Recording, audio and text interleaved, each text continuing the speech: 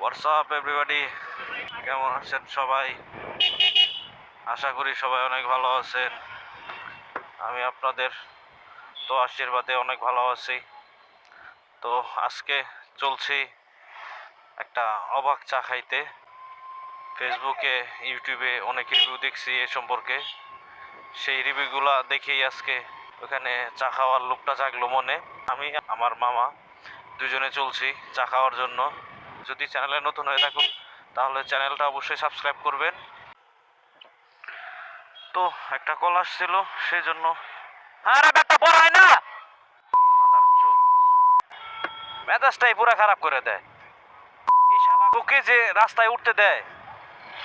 বর্তমানে যদি কোনো অ্যাক্সিডেন্টের হিস্ট্রি হয়, মানে আমার মনে হয় 50%-এর উপরে এই অটোরিকশাদের জন্য।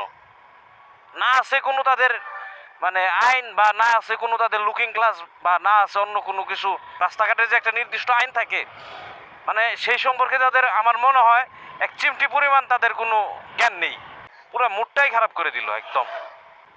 আর এইগুলোর সাথে মানে কি বলবো, এইগুলার সাথে কথা বলতেও মানে নিজেরও বিবেকা লাগে। আবার কিছু হয়ে গেলে তখন বলবে, মামা আমি গরিব মানুষ, আমার মানে কি করবেন, আমার ছাইরা দেন মামা, ছাইরা দেন, মানে এমন নাটক শুরু করে দেয়। আচ্ছা যাই হোক, সব টপিক আজকে নাই তুলি। ভালো মুড নিয়েছিলাম। গাইস দেখুন, সূর্যটা কিন্তু অনেক সুন্দর লাগতেছে, লাল টকটকা একদম। যে টপিকটা ছিলাম, টপিকটা হলো চা নিয়ে। তো আমি বরাবরই চা খেতে বেশ পছন্দ করি। এই যে আরেকটা দেখেন, এই সামনে কিন্তু মোড়, তারপরেও সে ওভারটেকিং করার জন্য কিভাবে উৎপাতে আছে যে তারা এখন ওভারটেকিং করতেই হবে। এই যে দেখছেন, সামনে কিন্তু গাড়ি আইতেছে। মূর্খ জাতি মূর্খই থেকে যাবে। এই মূর্খ জাতি কখনো উন্নতির শিখরে পৌঁছাতে পারবে না।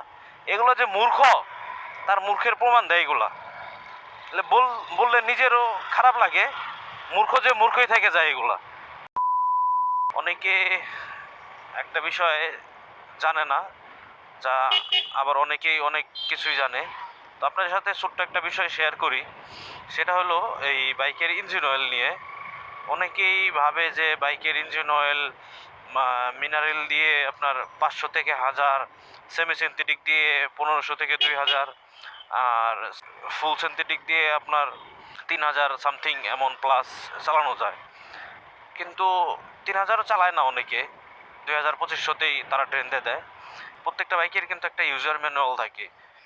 তো সেই ইউজার ম্যানুয়ালগুলো আপনারা যদি একটু ঘাটেন তাহলেই বুঝতে পারবেন যে একটা বাইকের মানে কত কিলোমিটার পর্যন্ত একটা ইঞ্জিন অয়েল, 6000 কিলোমিটার একটা ইঞ্জিন অয়েল দিয়ে রান করানো যায়। তো আমরা কি করি, আমরা তো বাঙালি, ওই কিছু হাতুড়ি টেকনিশিয়ান বা মেকানিক আছে, তাদের কথায় আমরা বিশ্বাস করে একদম পুরা হয়ে যাই। কিন্তু এটা অ্যাকচুয়ালি ঠিক না। আমরা যখন একটা ইঞ্জিন অয়েল ঢোকাবো, ইউজার ম্যানুয়ালগুলো আপনারা লক্ষ্য করবেন, লক্ষ্য করলে ওখানে দেখতে পারবেন একটা ইঞ্জিন অয়েল দিয়ে আপনার 6000 কিলোমিটার পর্যন্ত রান করা যায় বাইক। তো আমি 6000 কিলোমিটার রিকমেন্ডেড করব না। তো আমি বলবো যে আপনাদের 4000 বা 3500 এমন করেন, এতেই এনাফ।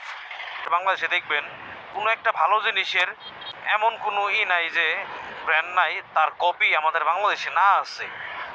তো সেই দিক থেকে আপনারা সতর্ক থাকবেন যাতে এই সব জিনিসগুলা তারা আর পরবর্তীতে না করতে পারে। হয়তো আপনারা আর হ্যাঁ, আরেকটা কথা, আপনারা মাঝে মাঝে মানে আমি দেখি যে অনেকেই যখন ইঞ্জিন অয়েলগুলো ড্রেন দেয়, তখন ইঞ্জিন অয়েলগুলো তারা ওই টেকনিশিয়ানদের দিয়ে দেয় বা তাদের কাছে রেখে আসে। তবে আমার মতে এটা করা অ্যাকচুয়ালি ঠিক না। কারণ কি জানেন, টেকনিশিয়ানগুলাই আপনার অসাধু ব্যবসায়ীর কাছে এগুলো সেল করে দেয় কম দামে। আপনাদের এটাই বলবো যে আপনারা কখনো এটা ওনাদের কাছে রেখে আসবেন না। দরকার হয় আপনি নিয়ে আসেন বা ওনাদের কাছ থেকে এনে আপনি ফেলে দেন, কিন্তু তাদের কাছে কখনোই দিবেন না। যাই হোক, আপনারা আমার এটুক তথ্যে কতটুকু দিতে হলেন জানি না। আমরা এখন যাচ্ছি গেরাদিয়া। নামটা কেমন অদ্ভুত, গেরাদিয়া। তা যাই হোক, সেটা সমস্যা নাই। দেখতে দেখতে আমরা চলে আসছি এই সেই অবাক চা অ্যান্ড রেস্টুরেন্ট।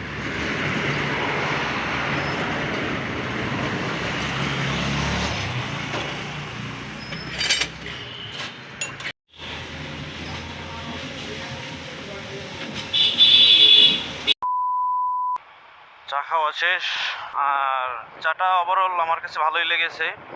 আমি বলবো না খারাপ, কারণ আমার ব্যক্তিগত ওপিনিয়ন আমি আপনাদের সাথে শেয়ার করলাম। চলতে চলতে এক ইটভাটার মধ্যে চলে আসলাম। তো চা খাওয়ার পর একটু রাইড করতে ভালোই লাগতেছিল, ওয়েদারটাও জোশ ছিল, সেই জন্য একটু রাইড করতেছিলাম। তো রাইড করতে করতে ইটভাটার ভিতরে চলে আসলাম। আর গাইস, এটার নাম কি আপনারা যদি জানেন তাহলে অবশ্যই একটু কমেন্টে জানাবেন। আর হ্যাঁ, আমার দেওয়া তথ্যটা আপনাদের কতটুক কাজে লেগেছে আমি জানি না, তবে ছোটো ইউজার হিসেবে আমি চেষ্টা করি আপনাদের কিছু সঠিক তথ্য দেওয়ার জন্য। যদি কোনো ভুল ত্রুটি হয়ে থাকে তাহলে ক্ষমা সুন্দর দৃষ্টিতে দেখবেন। এই যে মানুষগুলো দেখতেছেন, এগুলো আপনার এখানে কাজ করে, এই কাজ করে তাদের জীবিকা নির্বাহ করে তারা।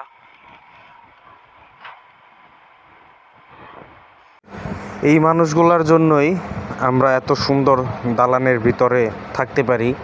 তাদের পরিশ্রমের ফল স্বরূপ আমরা অনেক সুখে শান্তিতে থাকতে পারি। তো তাদের জন্য আপনাদের কাছে একটা রিকোয়েস্ট করব, একটা লাইক হলেও করবেন তাদের জন্য। অনেক সুন্দর একটা জায়গায় আসছি, জায়গাটা দেখতে থাকুন, আশা করি আপনাদের অনেক ভালো লাগবে। বেশি কথা না বলি, আপনারা ভিউটা এনজয় করতে থাকুন।